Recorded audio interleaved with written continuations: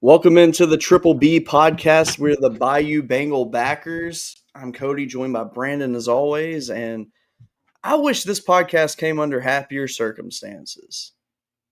Man, how are we going to lose to Vanderbilt, man? We got problems.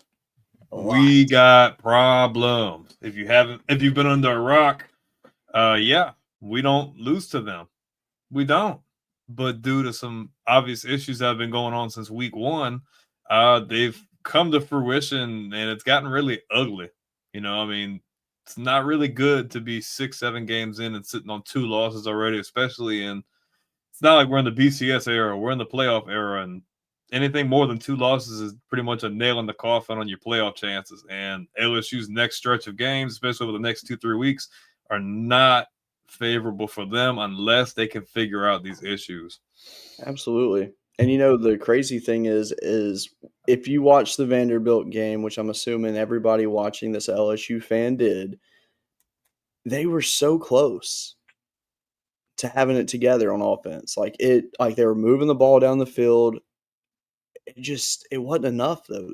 Defense was getting smoked, unfortunately, and just could not stop Vanderbilt at all, which, I get it. Mobile quarterback has been, an Achilles heel for LSU, and I don't know why, but you would think, after getting beat so many times, you would figure it out. And don't get me wrong. I understand, it's hard to stop a good mobile quarterback, and Pavia is one of the best in the country at what he does. And honestly, I felt like he played one of his more complete games against us, and it was definitely a signature moment for them. And hey, and hats off to Vanderbilt. They earned it. They played a good game. They played hard, start to finish. I can't knock them. They did what they had to do. And now the future looks good for them while it's looking bleak for us. In a game where your defense got exposed, because they did get exposed. They did. I can rag on them this week because they got exposed. You got to finish drives, man. You have to be able – dude, what was the freaking statistic I seen? Where is that freaking graphic? Hold up. I just seen a thing where we freaking ranked – I don't know what it – running the ball in, the inside the 5-yard line. We're, one of the worst teams in the country. Yep. Like, and that simply comes down to one, the offensive line opening holes with the running back, but it's not even just running the ball. We suck in the red zone. We cannot freaking finish drives. 3 points are cool, man. Sometimes you have to set up for field goals, which Brian Kelly is really bad. Sometimes he's done it a lot better with that this year, but you have to be able to punch it in 7 sometimes, especially in these high stakes games. You have to, because man, you can only kick so many field goals. You're not pulling any of that momentum back. Like, they're like, okay, well, that's still a win for us on defense because yeah, they drove down the field, but they can't score a touchdown, so we're fine. We just need to go down and score touchdowns. That's it. Exactly. And the inability, the offensive play calling is horrible. Horrible. Yep. In a game where your defense doesn't show up, you gotta finish drives. And it's been the same thing week in, week out, week in and week out. Like, this is literally the best team you've had in 4 years. And you were talking all offseason, oh, we'll meet you in the national championship. Don't talk like that. Don't talk like that, man. Don't. Yeah. Because there's so much money involved. They spent damn near $20 million. The roster is stacked from top to bottom. These offensive struggles were things that should have been worked out within the first couple of games. And we're 7, 8, 9 games in, and it's not going anywhere. And now the defense is starting to regress. Now, I don't think they'll regress next week, but next week's going to be a harder freaking test. You got an even more dangerous freaking offensive freaking you're going against. Marcel Reed and those running backs. Oh my gosh, like that's scary. Like, absolutely. there's a lack of stability. And it just seems like I've seen something that T-Bob had said, and he was pretty much like, they just lack any identity, and they just don't have they have no identity, and there's no aggressiveness. They're just like going through the motions. It's like, what are we doing? Like, you remember some of these teams back in the day, even if they weren't a national championship team, they were scrapping, they were fighting, we were gonna make plays, and it just seems like they're just unable to do that. And that's a problem, man. Like, in the way the landscape is now, things are changing. Teams are getting better, and not as many teams are getting worse. And it's like, dude, as a brand, yeah, you got one of the best brands in the country, but there's no excuse for this, man. There's none. Like, kudos to Vanderbilt. They're not a bad team by any means, but there's no way that team should beat the team that they beat. I'm sorry. From top to bottom, they matched up. Like, LSU should have won that game. Maybe not a blowout by any means, but you can't do that. You can't. Yeah, I mean, like, and let's look at it. So, like, opening drive, for example, LSU, I mean, they're moving the ball, and there is like no issue whatsoever. Like, everything is looking really good. And then once we get deeper into Vanderbilt territory, right when we got to their 28-yard line, it was 1st and 10. Nussmeier gets sacked. Then we have incomplete pass. Yeah, then an incomplete pass, another incomplete pass. And then you have to go for a field goal right there to start the game. Yep. After you eat 5.5 minutes off the clock. That is unacceptable. Yeah. Okay. So then after we get 3, Vanderbilt goes right down, almost 6-minute drive, gets a touchdown. I was and like, that's their mantra. Exactly. And when that happened, I was like, all right, this ain't good. You know, and obviously too, I mean, it was a weird situation because, you know, Vanderbilt gets a penalty when they're on like our 16-yard line. And I was like, all right. I was like, this is looking good. Then Pavia runs for that 20-yard rush that they called it a touchdown on the field, which was clear it wasn't. And then they reversed it. And then the next play, LSU's offsides, which they were clearly lined up in the neutral zone. There was no ifs, ands, or buts about it. I will say this, though. There were some missed holding calls on that drive. I was pointing them out like crazy. I was like, I don't know what's going on here unless they've changed the rule on what a hold is. That's SEC officiating, bro. I've seen it all season. And it's like, I don't even think they were trying to favor Vanderbilt. No, man, they by missing the call. No, man, I've seen bad. a lot of, because, like, dude, when you got guys, and I don't want to cut you off, but like, you see it, like, anytime the offensive lineman, it's the same thing with receivers. Like, we were always taught, like, man, if you're blocking, keep them close, because the second your arms extend and they move at all, guess what? That's a yellow flag. And I ain't barely seen any flags. Like, I've seen a lot of missed holding calls. Absolutely. And then, you know, after that drive, LSU responds back that they close the first quarter out. In the beginning of the second quarter, touchdown. Tradez Green, beautiful touchdown. But then Vanderbilt gets the ball back. They hold the ball for 9 minutes. That is unheard of. 14 plays, 75 yards. And that, let's just be real, that sucked. Okay. I mean, straight up just sucked. Again, it was a 2nd and 8, 21-yard pass.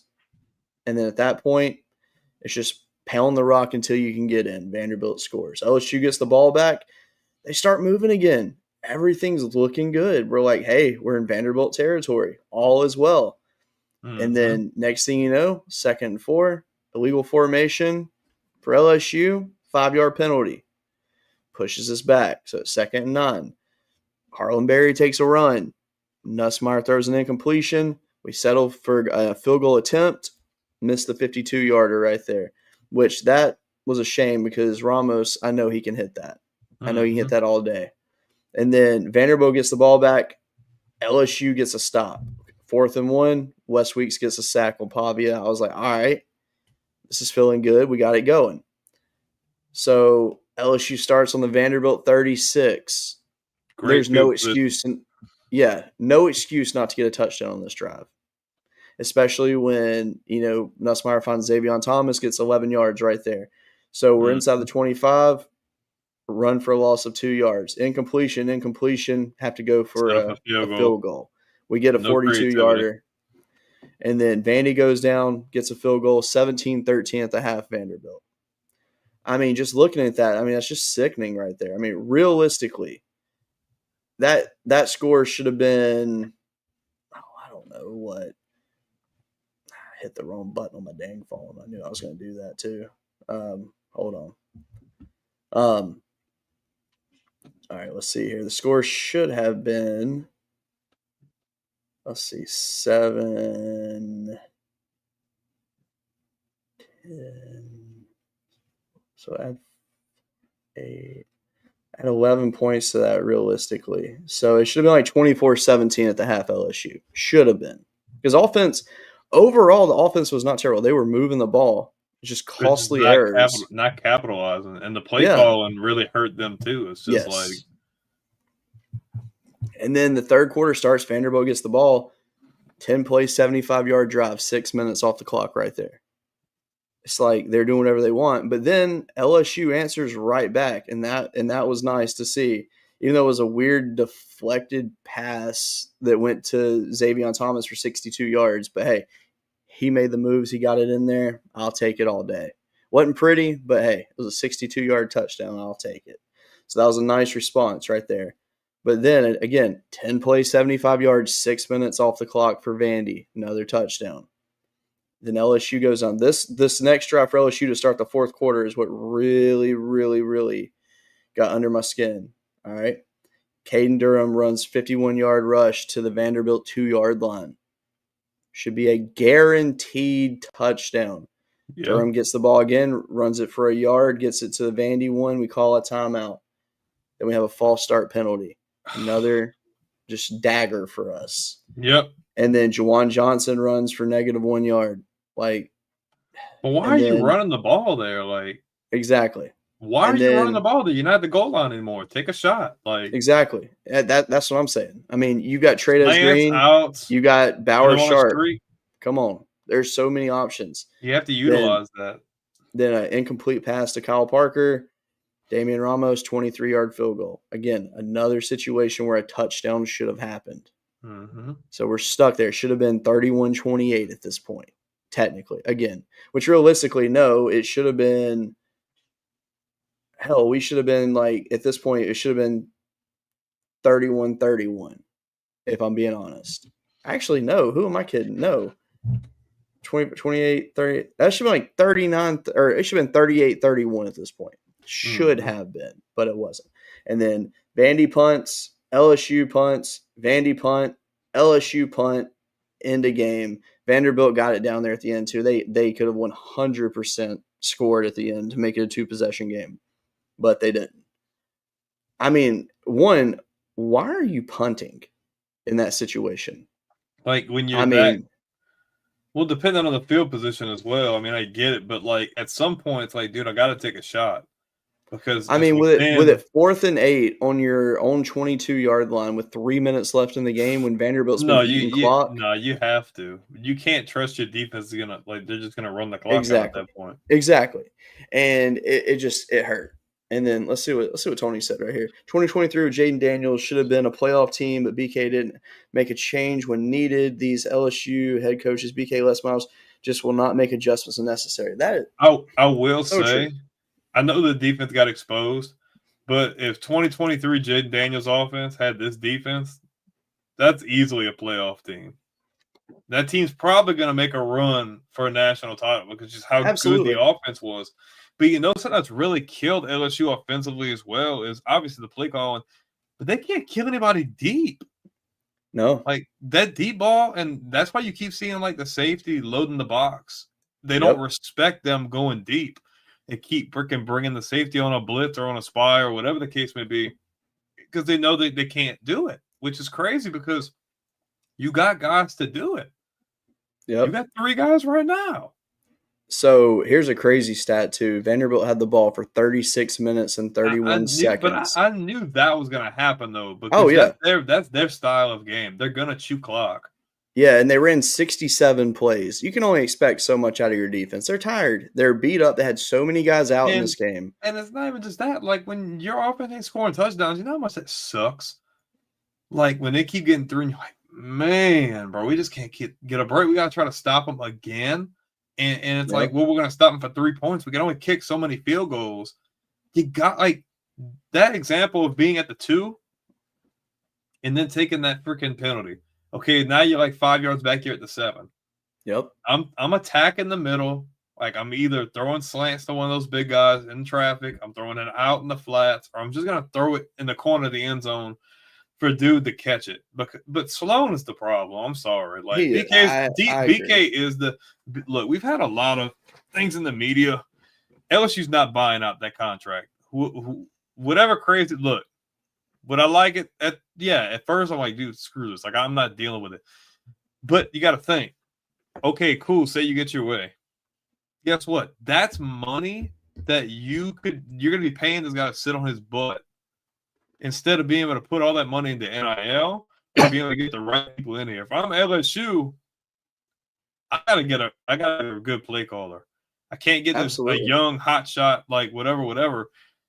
You have to, because some of these guys are gonna be gone next year on defense. Yep. Some of those good guys. So it's like you're not gonna have Perkins next year. What's Weeks, a junior or a senior? Like I'm not even sure. So the Weeks brothers will probably be gone. So that being said, though, I don't know about Witt at this point. Him coming off that injury, being injured this year, he might have a situation where he may have to come back next year, which I think he'd be fine with that if he did. I don't think he'd have a problem, but it's just no. I think we can all be honest and transparent. No disrespect, but Joe Sloan is the problem. Like the lack of urgency. Look, I'm not an offensive coordinator. Okay, I played ball, I analyze everything, but man, there's so many head scratching plays, man. I'm just like, bro, like we're freaking like running the ball on the like. I want you to run the ball, but there's a right and the wrong time to run the ball. And that instance that you made, that's a horrible idea. Why are you going to do that? Like you were just at the freaking 1. You just ran the ball once or twice. Oh, let me freaking try it. No, bro, try to narrow the gap or try to put it in the freaking end zone. Like, what are we doing? Yeah. I'm surprised Brian Kelly hasn't. He's called plays. He called plays at Cincinnati. He called plays at Notre Dame as well. Like, when is it going to come to the point where y'all need to show some urgency? Because you got A&M and Bama back to back. So it's like now, but there is a little bit of, you can give a little bit of leeway here is the fact that you have to remember Caden Durham has been dealing with an injury on his hip. Yeah. So there's that. Aaron Anderson's coming back from just being beat up. And, he only had 1 catch for 18 yards. Yeah. And that's it, which obviously that's not his normal production. So, yeah, we're beat up on the offensive side of the ball. Offensive line, Tyree Adams, he's going to be out this week. That hurts, to be honest. It really does. I mean, I like DJ Chester's potential at tackle. I do. Not playing center, that's for sure. No, definitely not. But hey, you know what? At the end of the day, though, while he might have been the one of I think he was the worst graded center in Power Five last year. The man never gave up, and Yeah. I do have to give him that. He really he works his butt off to do what he did, and I will always respect that. But the only thing I'm saying is if we're having trouble pass blocking, because they obviously have had a lot of issues pass blocking, don't you think you try to speed your offense up a little bit? Like Yeah, like RPOs, quick release slants, just stuff like that to where your quarterback's not back there all day. especially when you have a guy that's like Xavier Thomas and All Jawan your guys are Johnson. fast. It would Exactly. work You're perfect. Just set speed up the for it. offense. Just speed the offense up, man. Like you don't have to be crazy, but keeping the defense on their toes and your quarterback's not getting a chance to be hit. He's building confidence because he's dinking and dunking, throwing the ball, and then you can take your shot. You have to make the defense respect you, man. But you got to be able to go deep too. You got 3 or 4 guys. Pick and choose. You got so many freaking options. Like, man. First, let's see. All right, Dominic, what's Sure. up, my brother? Thank you for joining us. Brian Kelly's press conference has become the second coming of Curly Hall. Yes, he is, and it's so embarrassing. He's like horrible. one day, I just want to see Brian Kelly say, "It's me. I'm the He problem." never takes any accountability. No, and I hate that so much. I really do. And look, Barryon Brown is the X factor. I think he is. If we are going to do something this weekend, Barryon Brown's name has to be called a lot more than it was. Because first half, hey, I he was actually on. like this comment. That's what you needed. Speed the offense up. And that's a good way. Look, it's not a traditional handoff, but that can be turned into a play action pass too. You can send one of those guys on a jet sweep, play action to him, and take a shot, whether down the sideline or whatever. Like, but you got to speed things up. Yeah. And you know, another thing too is, all right, Jawan Johnson, former quarterback. Okay. Yeah. You have Michael Van Buren as your backup. Why not run some of these different looks? Why Nussmeier up at receiver? I don't care. Go traditional Wildcat. Who cares? Do whatever. I mean, it can work. But just open it up.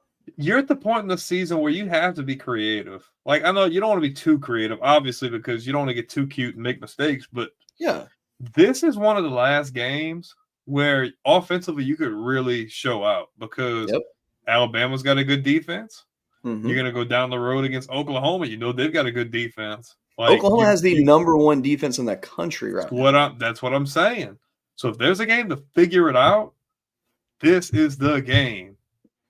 However that looks, I don't care however it looks, but like teams have to respect you offensively, man, because your defense has been carrying you, and they finally got their back blown out last week. But it's like, man, platoon QB. Hey, I'm all for it. But A&M's defense is sus. Their defense is sus, man. It is. Their rushing defense is the one thing that's got me like, just freaking, I'd run it with Johnson and then freaking Barry. If Durham's not healthy, I'd freaking run them too. Harlan Barry is showing that the potential is there. That being said, I can't believe I'm saying this, but I really miss Trey Holly. I really do. His style fits the offense so good. And don't get me wrong, I don't think that Durham needs to be replaced. I think he just needs to get healthy. Dude, because he is the guy. Running that being said, man. Why are we not putting Bauer Sharp in the backfield and letting him lead the charge and open up a new hole or something? I mean, it's needed at this point. He's not small, so why not? He's a beast. I mean, I mean, when we ran the power that one play, was it against Louisiana Tech possibly, or was it Southeastern? I can't remember. It was one of the two games, and we have a huge run. I'm like, where's that been? And then they didn't do it again. And I'm like, why? It makes too much sense. I guarantee you, like, I know we said this before. If you had Mike Denbrock, this would not be a problem. It would not be a problem at all. The offense would be doing just fine. He would be having a field day with those freaking defenses because they got freaking weapons galore. Use them. Block. Yeah. Even if, like, there's ways around the issues that they have, but you got to be creative and you have to learn. You have to adjust. What you're doing hasn't been working. I mean, it's obvious they got the talent to drive right down the field, but then it's like your red zone offense is horrible. They've got to be like bottom of the barrel red zone offense. Like just touchdown situations, like they set up for field goals more times than not. And that's just not going to win you football games in the SEC. It's not. It's not going to get you a playoff spot. You can be playing in the freaking Cheez-It Bowl. And I don't want that. I mean, if they come to the Birmingham Bowl this year, that's cool for me. I'll get to go to the game. But I'm like, I don't want that, though. But looking at A&M, though, I mean, they played at Arkansas last weekend, and Marcel Reed, 23 of 32 for 280 yards, 3 touchdowns, no interceptions. Dude, he's lethal. He is. Dude is lethal. Rushing-wise, though, they had 35 attempts for 217 yards with 3 touchdowns. That's what I'm afraid of. They had 7 guys carry the ball in that game. Yeah. So, I mean, like a lot of fresh legs. Yeah. But here's the kicker, though. Arkansas's offense, they were 20 of 33 for 259 yards, 3 touchdowns, no interceptions. Taylor Green, yeah. And then rushing, 32 carries, 268 yards, and 2 touchdowns. They averaged 8.4 yards a carry. When Arkansas runs the ball, they're dangerous. It's always been like that. They really are. And, I mean, seeing that, though, it makes me like, all right, there's a chance here for us. Like you got to exploit something. You have to. You got to take the Lane Kiffin of the Sarkisian approach. You have to find that weakness and just attack it. But see, here's a problem though. So a team that compares to LSU offensively, and not fully, but very close. Florida, for example, we run a very similar style of offense. Unfortunately, when they played A&M, Lagway 21 of 37, 245, 2 touchdowns, no picks. All right. Nussmeier, Lagway, they're different. They are. I think, honestly, Nussmeier's a better quarterback. I'll just say it straight up. But rushing-wise, that 24 carries, 74 yards, no touchdowns. That's kind of a line like we put up. Yeah. Jaden Ball is a very good running back for Florida, but, I mean, he had 18 carries, 65 yards. Mm-hmm. That ain't nothing special, unfortunately. For a traditional, just basic rushing attack, A&M's defense is fine. But if you have a rushing attack that can mix it up, when you're creative, they can be exposed. Can LSU draw up those plays this week? That's what I'm afraid of, man. Like, I really want to pick them. But, dude, you're playing a better quarterback. Mm-hmm. He's better. I've been on the Marcel Reed train since last year. He's good. He's done nothing but get better. I think his passing, I think they can take away his ability to like sling it on them. But his ability to run the ball is just, that's scary. That's very scary. That's not something you want to play around with. I will say this will probably be Mansour Lane's most active game this week. He's pretty much rated the number 1 cornerback in America right now. He's fantastic. I mean, he's very shut down. I love the way he plays. I think he's a junior or senior? He is a junior. Oh, he's gone. Oh, he's 100% gone. He's first round. He's a top 10 pick at this point. Like, there's no question about it. I think he's the only guy on our team right now that is a first round lock. Which, I mean, hey, I get it. I think there's guys that can work their way to that, but we talked about like Whit Weeks, for example. His problem is he's been hurt after his injury at Baylor. He came back. I mean, he looked great to start the season. There's no question about it. But he gets injured again. He's down, so he's not really able to put anything on the field to show that, hey, I'm still that dude. But his brother West Weeks has played great. Can't argue that. But I mean, we're just at a weird standstill. But that being said, before we get to our picks for this game, which this is going to be fun for us to do, there is a couple things to talk about first. So first of all, Ashton Stamps, no longer with the team. He started 16 games for LSU in his career. I think like 24. Oh, okay. So yeah, I mean, it was a lot. And oh man, this hurts. Seth Stanley, what's up, brother? Congratulations on your win. I have to give you the praise for that. He always hops in the broom, so I got to give him his love. He's a big Vandy fan. You guys are good. I can't even hate. I have no hate in me. Let's see how y'all finish the season, though. Exactly. Like they're mocking y'all in the playoffs. Let's pump the brakes a little bit and just see what happens. Hey, But I want to see him do something. but So the stuff with Stamps is like that's how you know Corey Raymond. Like people are gonna be like, oh Corey. That's how you know he's doing something though, yes, because you already had Delane's your cornerback one. You got 5-star comes in, yes, he's getting playing time, and then was it Woodland? I think yep. PJ Wood. he pretty much kicked Stamps out, and he's an underclassman. He's a second-year guy, but Yeah, that's just going to show that Corey Raymond's getting the rotation of how like it's probably the best developer of corners like that I know absolutely. of, and he's just getting his guys in there. It's just Stamps was good. He just didn't fit that build, I guess. And what's funny about Woodland is when he like came in, so he was featured in a lot of the promo graphics for the new NCAA game last year. And I was like, who the hell is Woodland? I've never even heard of him. Dude, And he's then I'm good. like, oh, that's He's Woodland. good. He's good. He's really good. I was like, I'll take that. But no, there's another cool thing that happened yesterday for LSU. The baseball team got to go to the White House. It was really cool seeing Jay Johnson, at the podium speaking with the presidential seal in front of him. I'm like, man, that's the real king of America right there. Then they Uh, recreate the dance from the 19 national yeah, championship team. Yeah. dude, look, obviously anyone that knows me knows I'm a giant baseball fan. I haven't missed a game in many, many years. I never will because baseball is life. And seeing them recreate that dance was awesome. It It was was also funny. kind of corny, I will It say, was fun, but it but it was was funny though. fantastic. It was fantastic. Wouldn't change a thing. But no, it was very cool seeing those guys there. It was also cool seeing LSU Shreveport there after their undefeated season in baseball, which is still just unheard of to Mind-boggling, say. yeah. I mean, this team was literally beating teams like 26-0 in That's what I'm baseball. saying. They were crushing people. Like Yeah, they and the should have just sad moved them thing, up to FBS level for all that. might as Like, well. And the sad thing is though, is like they were only getting like 100 fans a game. dude, I would be in it if I look, if I was near there, yeah. I'd watch that Absolutely. show. They's freaking hitting dingers all freaking day. Yeah, they were awesome, and it was cool to witness. I was able to watch the World Series with them in it. And it was fun to see, and but no, it was nice getting to see that.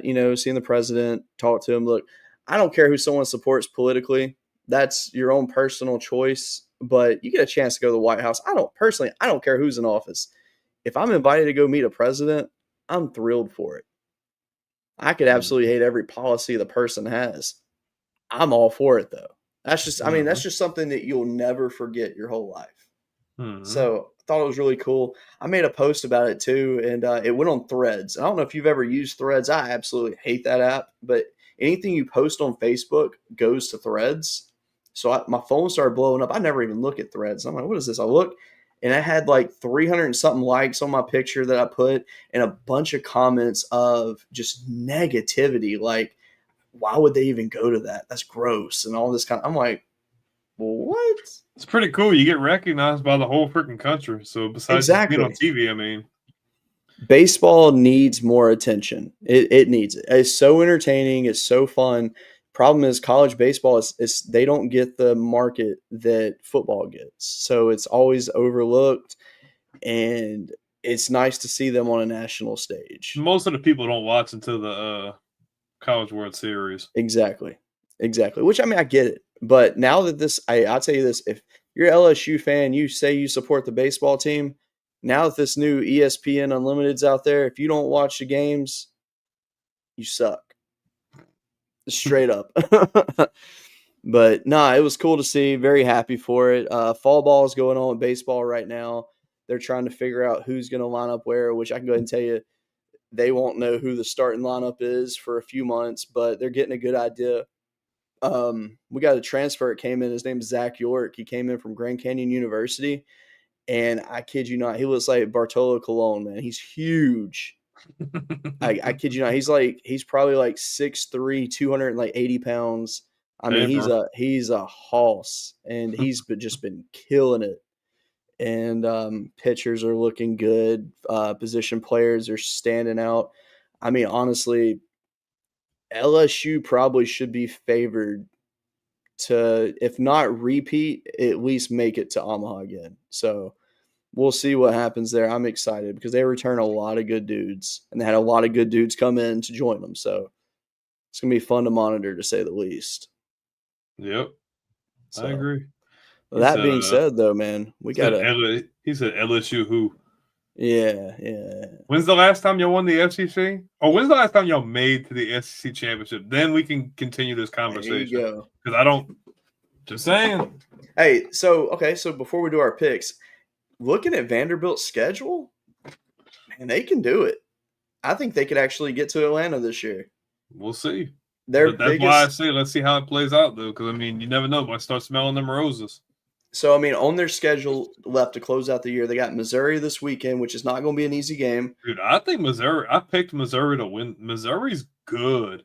Mm-hmm. Like, don't sleep. Like, he could say whatever, but, like, Missouri is a dangerous team. Like, realistically, they should have beat Alabama. Like, they're good. Like, yeah. I mean, their biggest issue is they beat themselves. So Hardy's a beast. They got really good guys up front. Like, they're good. Like, don't sleep on them and it's at Missouri. That's a trap game. And they got crazy Tennessee, is it? And they got Tennessee as well. Yeah, so after they play in Missouri, they get Texas on the road, which I think Texas. I think that's a winnable game. I think that's a winnable game. But I think Texas beats them. If their offense stays the way it is, they ain't beating Vanderbilt. But man, they're loaded. They are crazy, and I see the struggles, but I just see potential. Like, there's a lot of struggles, but I'm just like Sark's gonna try to raise to the. Sark ain't trying to lose that game. He's like, LSU already done lost to them. I'm not losing to them. But then outside of that, though, then they have Kentucky. They have Auburn, which that's a pesky game. They should win it. That could be that. I feel like the Missouri game is more of a trap game than absolutely. that game. They should be able to beat Auburn because Auburn's Hugh Freeze is kind of on thin ice right now. So, I mean, you're coming off Alabama bye week, LSU, and now you got Missouri. I mean, that's not an easy stretch. Missouri's good. Like, they are. I know we've been talking about it. That's I don't know. I'm not trying to be a hater, but I could realistically see y'all get knocked off in that game. Just saying. Yeah, they could. So, but that being said, though, if there was like a 5-game stretch that I would want to have at this point in the season, it is Missouri, Texas, Auburn, Kentucky, Tennessee. Yeah. If I could play that to close out, I'd be happy. Yeah, because some of those teams are the only dangerous team I feel like is Missouri out of the bunch because Texas is shaky, Kentucky's trash, Tennessee can hang 50 on you, but if you chew clock and don't make mistakes, you should be able to win.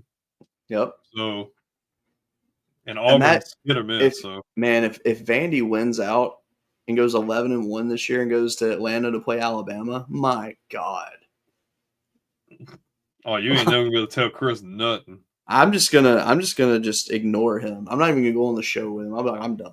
You just have your moment, man. That's yours. Hey, all I'm gonna say is it wouldn't be like that if they still had divisions. That's true. Just saying. It's very true. Just saying they're lucky we ain't got divisions because that definitely would not happen. I miss the division so much. And they don't even have Georgia. They're lucky they don't have Georgia on their schedule. Right. Because if they had Georgia on the schedule, that's a loss. They're not beating Georgia. I will say though, Vandy versus Georgia would be a very fun game. I would like watching that. I mean, I think Georgia would win that one, but I think it would be good. But then again, I thought LSU would easily beat Vanderbilt. So at this point, I don't even know what to predict. I wouldn't have said easily. I was mostly worried about the offense, but also I was worried about what the scrambling quarterback can do. So obviously that was a major concern that came to fruition. But this game, what you think? Man, obviously I want to pick LSU every game. I want to say they blow them out. But, I mean, look, Le'Veon Moss is out for A&M, so they're down a running back. Reuben Owens is stepping it up, though. He's doing his thing. I mean, he's a very good running back as well. I mean, you got Marcel Reed, who is a stud at quarterback. Defense is a little bit shaky, but the offense at least can carry them. It's like they remind me a lot of 23 LSU in a way. Like, as in, like, offense great, defense, and the only problem is their defense is better than what 23 LSU's defense was. Mm-hmm. So they have the roster. I mean, they beat Notre Dame, and Notre Dame's looking great right now. That's huge. Yep. And, I mean, I really think that A&M has the potential to not only make it to Atlanta, but make it deep in the playoff run. Like they're Mike that Elko's good. got something cooking. He Didn't does. take him long either. It was only year 2. Exactly. So I'm liking what I see out of them. Look, I want LSU to win this game, but I'm going to be a realist right now, and I think A&M takes them. I think it's going to be like I almost went in the 40s with them. Nah, I'm gonna go like 31 to like 16 A&M, and I hate saying that. Makes me sick to say it. I just think they have too many question marks. And defense is a question mark because I'm scared that they're going to give up more. Mm-hmm. Scared they're going to give up more. And offensively, I don't have anything to go off of to make me think that they're going to make adjustments, because you've had so many opportunities to make adjustments, and then you make tweaks, but you can't finish drives. And Exactly. this is a team, if you can't finish drives, they will freaking bury you. Yep. They will. Realistically, they're one of the scariest teams. They're the only undefeated team left in the conference for a reason. They're good. So with that being said, I'll probably go 42-28. Okay. I think A&M just has too much. The only way they win this game is if they can create turnovers on defense and LSU actually be able to capitalize with touchdowns. Otherwise, I just don't see it. The one big thing though that is necessary this weekend is fan support. Do the fans It's still at home believe? too, man. You're at home. That's a great, and it's a night Yeah. game. That's a great. Hey, hate or like Brian Kelly, they don't lose many night games under him at home. So just One keep loss that in and mind. you're there. That's what I'm saying.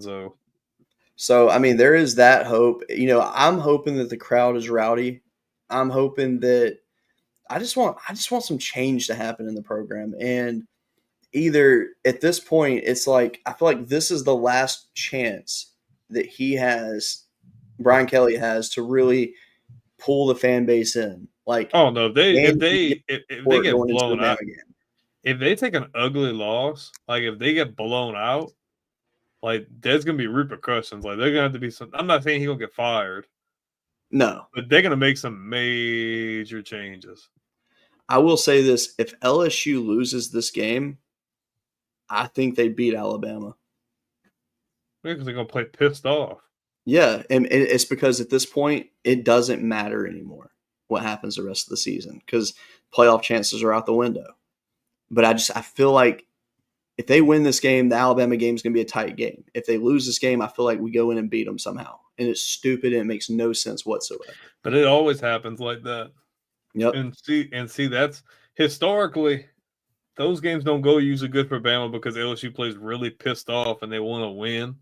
But that's how it always goes in that rivalry. So yeah, if they find a way to lose this game, definitely could see it being a close. I don't know if they'd beat them. I think Alabama's playing more well-rounded at this point, especially offensively. They got a lot better compared to what they had last year. Yeah. Then yeah, I think their chances are good. I hope they win. I'm not picking A&M because I want them to win, but it's just when I look on paper and I see what I've seen on film, it's just not. I just don't see enough. Well, so well, that being said, that's our picks. It's a shame, but it is what it is. Hey, that being said, look at the link in our description. Go check out PolyMarket, our sponsor for the show tonight. We're working with them. It's a pretty cool opportunity for you. Go do some investment betting. You can go on YouTube and check out exactly what they're all about. It's pretty interesting. So, for example, you can you can invest into who you think is going to win something. For example, for the Heisman, you can go right now, and I'm sure that the odds for Nussmeier to win the Heisman are astronomical right now. So you could go put $10 on him and probably win like $2,000. Like it's just like it's a cool thing you can do. You can do it for like elections. Is Costco going to change the price of their hot dogs? Like stupid stuff like that. Anything you can think of, you can bet on it on there. So go check them out at PolyMarket. Like I said, links in the description below.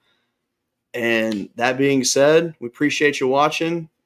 Hope our Tigers can pull it out this weekend. I'm not holding my breath. Change needs to happen. And with that being said, We'll see you the same place, the same time next week. Y'all have a good one. As always, go Tigers. Go Tigers.